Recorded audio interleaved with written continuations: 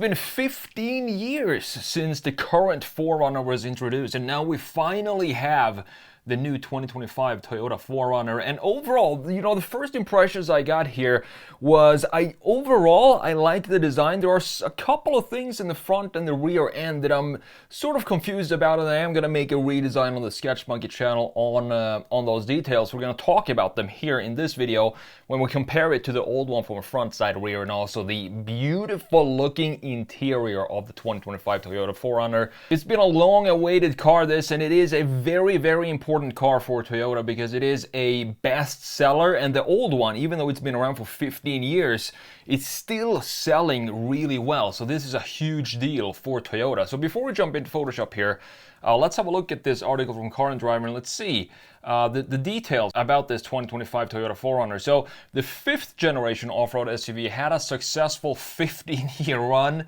but the 6th generation new powertrain and upgraded frame make it easy to move on.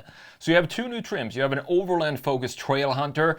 The wheels on this Trail Hunter look great. I would not switch them out for any sort of aftermarket wheels because I think they're already fantastic looking. And then you have the high-end Platinum, and these two joins the SR5, the TRD Sport, TRD Off-Road Limited, and the TRD Pro. So you have a lot of trims to choose from. We haven't really seen the SR5 yet. I really want to see what they're going to do with the SR5, because if you buy the base model, you can still make it yours by customizing it. And it's also, of course, going to have a much lower base price than the higher trim levels. So it's powered by an iForce 2.4 liter Turbo 4 that makes 278 horsepower in the base configuration, while others get an iForce Max Hybrid with an added electric motor that totals up to 326 horsepower. Not bad at all for this type of vehicle, even though it is a little bit larger than before. The wheelbase, they stretch the wheelbase on this compared to the previous generation.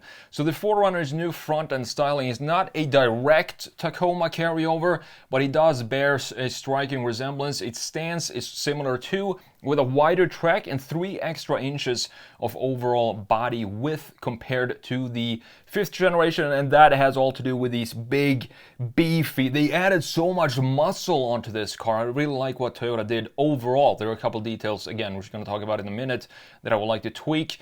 You have Toyo Open Country All-Terrain 3 tires fitted to the TRD Pro and the Trail Hunter, and their size at 265/70R 18 inches, meaning that you do get 33-inch tires from factory. And I think 33s on this, I would not switch them out to 35s because proportionally, I think the 33s suit this specific package. The proportions of the new 4Runner, it just looks like the right size for this car.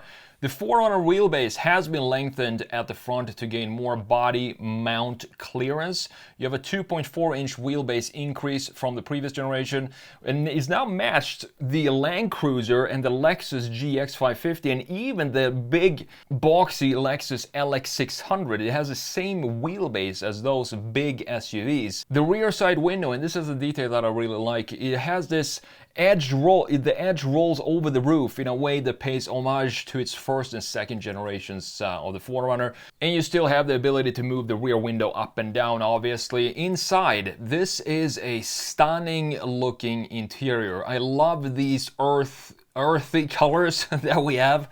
I do think this is the Trail Hunter that we're looking at right here. Just a beautiful looking interior, more on that in a minute. So inside, the instrument cluster, center stack, and all the various buttons, switches, and knobs look identical to the ones you find in the new Tacoma, which is not a bad thing at all. You still have the big 14-inch screen that you still get in the Tundra as well, and the Sequoia. They fitted that big screen on some of the trims here, the upper trims on the 4Runner, but I still think it's decently integrated. And of course, it comes with wireless Apple CarPlay and Android Auto. The base engine, as I said, is a 2.4 liter iForce. It's turbocharged inline 4, 278 horsepower and 317 pound-feet of torque, connected to an 8-speed automatic. I do think these numbers are pretty decent for this type of package. And as they say here, the 0 to 60 time is 6.8 seconds, and it's also 8 horsepower more than the old 4 liter V6 in the previous generation 4Runner, which also wasn't the best when it comes to fuel economy, so I do think that's going to be vastly improved with this new engine. If you want more power, you can have the same 2.4 liter iForce Max, but now they added the slapped an electric motor in there too. So now you have 326 horsepower and 465 pound-feet of torque, which is fantastic numbers. And this powertrain will be standard on the TRD Pro, the Trailhunter, and the Full Lux Platinum. And here you can see just how rugged it looks now. It looks beefy, it looks solid. If you go for the hybrid though, you're not going to be able to have the third row in this 4Runner because of the battery pack sitting underneath the cargo floor. So if you want the 3-row, you're going to have to go with the base powertrain. Now the TRD Pro suspension tuning will be geared more towards high-speed desert running, while the Trailhunter is more of a overland style setup. And I do think if I were to buy this today, I would probably go for the Trailhunter, maybe like 80% just because of the wheel and tire setup. I just love how this looks, and it also has additional skid plates and more robust rock sliders that are bolted directly onto the frame, and it is still a body on frame construction. And you also have a built-in air compressor, which is great for when you go off-road. I hate waiting. I have a small little air compressor, so when I deflate my tires, it takes about 10 minutes per tire. So having that built into the vehicle would be a great option. In addition to that, it also comes with electronic rear differential locker, is standard fare for the TRD Off-Road, TRD Pro, and the Trailhunter, and a disconnecting front anti-roll bar on the TRD Pro and the Trailhunter. So it is still a proper body-on-frame off-roader, this 4Runner. And the styling, which we're going to jump into right now, is also, I think, a bit of an upgrade. It definitely looks way more modern than the current 4Runner, and is supposed to go on sale this fall. So with that said, let's jump into Photoshop here. Let's have a look at this design. So up top we have the current generation. As you can see, everybody is familiar with this design, and what I think about this is I do love the front end. Even though it's not a beautiful design, it's definitely a very unique styling with this mouth opening in the front end, and then you have this bar where you have the Toyota logo on it. I think this is a really cool looking design. It looks still rugged and it looks very capable. You have the TRD skid plate underneath here as well with the off-road wheels and tires for this, I do believe, is a TRD Pro. But now looking at the new one and the new Trailhunter down here, first of all, these wheels and tires, fantastic that they put 33s on here with these proper off-road tires from factory. And these wheels, the bronze wheels, look great as well. They have a unique styling to them, but still have this off-road look. Now looking at the front end here, when I first saw this, what I thought was, it was kind of strange styling, is that we have sort of a double mustache design for this front end. You can see that we have this part, this bumper, or whatever you want to call this. You still have the big skid plate underneath here. You have some fog lights here and a big light bar in the middle looking great. But then we have almost a mirror image of, if we take this, shrink it down a little bit and just put it on top. So now it feels like a layered cake with the same graphic features sitting on top of each other, and I'm not a huge fan of that. I would like to have it look a little bit more dynamic in the front end, but I do like the headlights here, and that Toyota is going hard on chamfers. You see chamfers everywhere here. We have a chamfer up here that houses the headlight, and these are features that are going away with manufacturers these days. We have another chamfer, big chamfer going right here, and of course, since this is almost the same design up top, we have another chamfer going here, looking really cool, and it definitely has this new Toyota design language to it. You have an optional snorkel here for the Trailhunter if you want to add that, and we also have a lot of chamfers going around the side view here. So comparing these two, you can see just how dated all of a sudden the current 4Runner looks when you compare it to the new 2025 4Runner.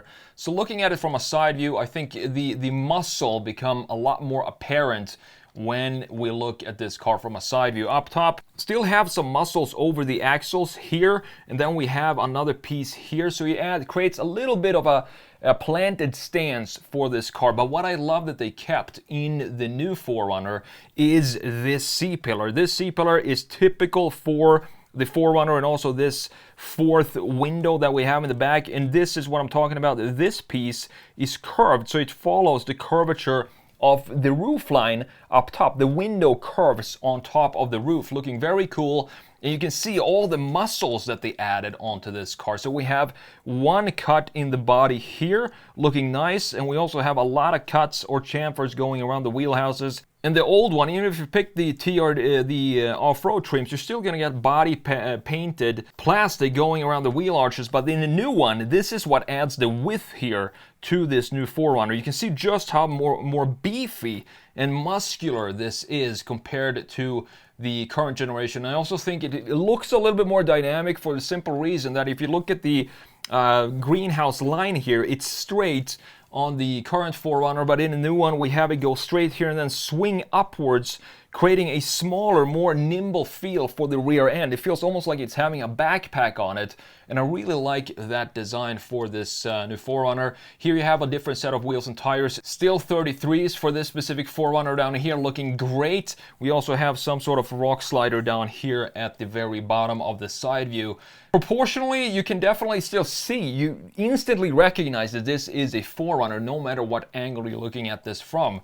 Now, looking at the rear end, as I said in the front end, there are a couple of things I want to change there. I think the headlights are also a little bit too small. I just want to drag them out and scale them up a little bit, and I want to do the same thing in the rear end. So up top we have the current generation, very clean looking design. It still looks pretty modern because they updated internal pieces for the light settings have all been LED'd.